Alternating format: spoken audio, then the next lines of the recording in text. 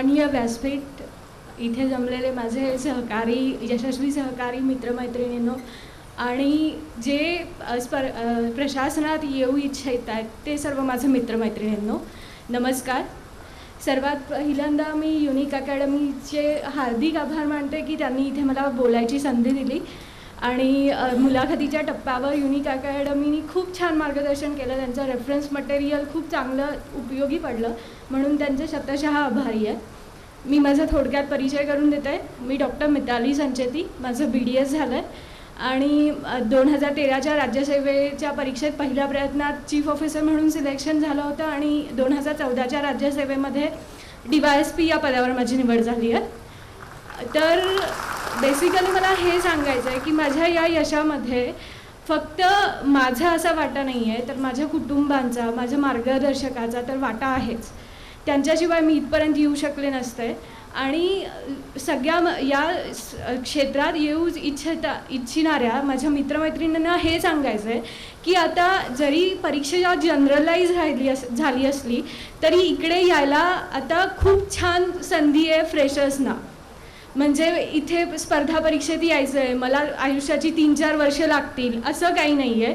खूप अभ्यास करावा लागेल असं पण काही नाही आहे. अभ्यास करावाच लागेल, त्याला अभ्यासाला तर पर्याय नाही आहे. पण जर तुम्ही तेवढे स्मार्ट असाल, तुम्ही परीक्षा समजून घेतल्या, आता देशमुख मॅडमनी खूप छान सांगितलं आहे, तुम्ही अभ्यास कसा करता याच्यापेक्षा परीक्षेला तुमच्याकडून काय अपेक्षा आहे हे समजून घ्या. तेव्हा तुमचे अर्धे प्रयत्न, अर्धे कष्ट कमी होतील. म्हणजे फक्त डॉंकी वर्क करण्यापेक्षा स्मार्ट वर्क आणि प्रशासनाला आपल्याकडून काय अपेक्षा आहेत ते समजून घ्या. सुरुवात अभ्यास, माझा प्रवास एवढा हे नाही आहे माझे, त्याच्यामुळे मी पर्सनल काही सांगण्यापेक्षा अभ्यासाच्या मेथडवर थोडंसं बोलेन.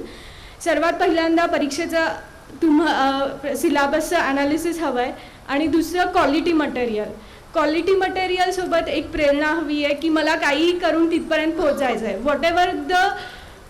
whatever may be the route, but the end result should be the result. असं काहीतरी असलं पाहिजे. आणि हे 1-2 वर्ष जर तुम्ही कष्ट घेतले तर मग पूर्ण तुमचं आयुष्य तुम्ही तुमच्या एक समाधानात घालवू शकता. म्हणून 2 वर्ष थोडी कष्ट करायची तयारी हवी आहे.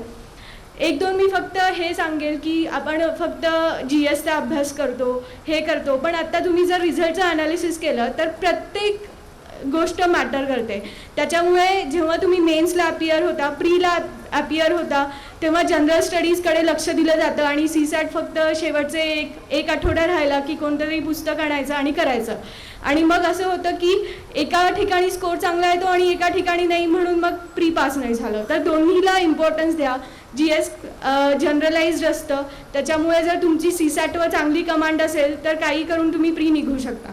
म्हणजे आपले प्लस पॉईंट मायनस पॉईंट बघायचं आणि अभ्यास करायचा. दुसरं, जेव्हा आपण मेन्सला येतो तेव्हा क्वालिटी मटेरियल खूप मॅटर करतं. तुमची जर ग्रुप स्टडी करायचा चांगला ग्रुप असेल, तुम्ही फोकस्ड असाल, ग्रुप मेंबर निवडताना पण असं पाहिजे की जर सगळे फोकस पाहिजे. कारण एका आंब्याच्या बास्केटमध्ये एक जरी नासका आंबा असेल आणि बाकीचे किती जरी चांगले असतील तरी मग ती पूर्ण बास्केट खराब व्हायला वेळ लागत नाही. त्याच्यामुळे जर चांगले मित्र असतील, चांगला ग्रुप असेल तर ग्रुप स्टडी करायला काही हरकत नाही. त्याच्यामुळे अभ्यास वेळ वाचतो आणि डिस्कशननी तुमचं एक ब्रॉड ॲस्पेक्ट पण होतो. तिसरं, लँग्वेजकडे खूप दुर्लक्ष जातं. तुम्ही आता मेन्सचा रिझल्ट बघितला असेल तर खूप जण असे आहेत की GSमध्ये खूप चांगला स्कोर आहे पण लँग्वेजमुळे जातात. तर लँग्वेजकडे पण लक्ष द्या. शेवटच्या आठवड्यामध्ये वगैरे नाही, कोटेशन्स जमवायचे. हे तुम्ही टॉपर किंवा जे पोस्ट होल्डर आणि ज्यांची पोस्ट थोडक्यात गेली आहे त्यांच्यामध्ये हाच डिफरन्स असतो की काहीतरी ॲस्पेक्टनी मागे राहिलेले असतात. हे असे छोटे छोटे ॲस्पेक्ट असतात, ते फक्त फाइंड आउट करून हे करायचं.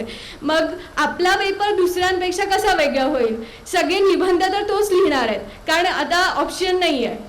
मग जर माझ्या कॉम्पिटिटरपेक्षा मला पुढे जायचं असेल तर माझ्या पेपरमध्ये काहीतरी वेगळं पाहिजे.